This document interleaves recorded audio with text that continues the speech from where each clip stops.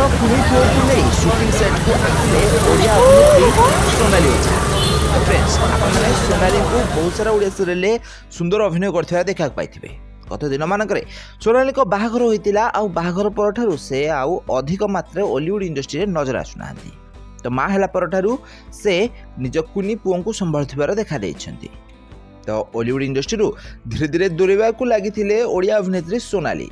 हेले एबे प्रथम थर पई कुनी पुओं को धरी शूटिंग सेट को आछंती सोनाली ओझा, जेउंटी तांको सांग माने तांको स्वागत करथिले आउ तांको पुओं को धरी शूटिंग सेट रे बुलिथिबार देखा दैथिले।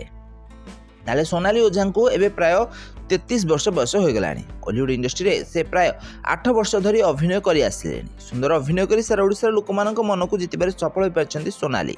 ओडिया सीरियल से साइड हीरोइन भाबे काम करथांती। ओडिया सीरियल छड़ा बहुत सारा एल्बम रे मध्य से अभिनय करि साछंती।